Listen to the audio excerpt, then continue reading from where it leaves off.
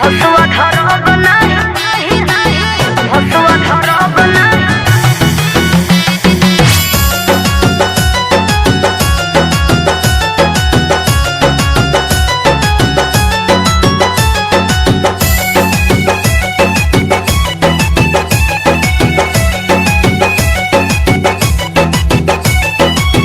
झरलू न लौट करवट लोटवास गइलू के तोहे मरल गरियवल की उदास भइलू कैसन लोला लटकल बा।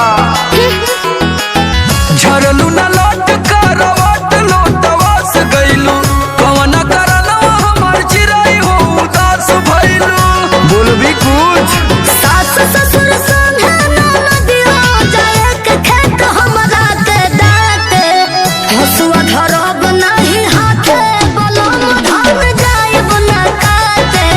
हसुआ धरब नाही हाथे बलम धन जाइब न काटे। मत जाइए उठू काहे तो उठी हो जब लेके जाएगा तो जाइब न काटे।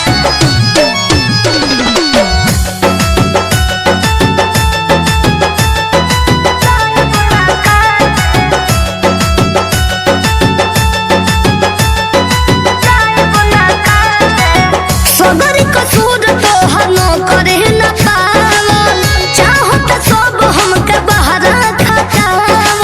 हाँ कुल कमी हमरा ही में है। तब के करबाओ सुनले से बढ़िया बाबू के गाड़ी चलो सिवनिया में चलल जा प्यारी। पढ़ लिख के बियड बेटी से बोझा ढोइब न माथे। हसुआ धरब नाही हाथे बलम धन जाइब न काटे। हसुआ धरब नाही हाथे बलम धन जाइब न काटे। अब लगली दिमाग चाटे। हाँ तो तू लगला डाटे।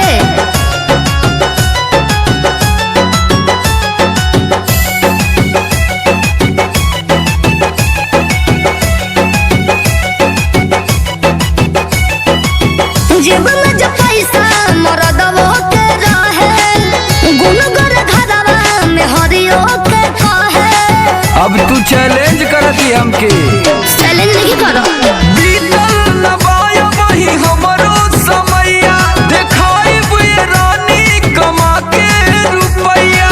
हमरा लोग घरे आवे तो बम्बे निकल जा साथे। हसुआ धरब नहीं हाथे बलम धन जाइब न काटे। हसुआ धरब नहीं हाथे बलम धन जाइब न काटे। हाथ अलगाए दी है सामान।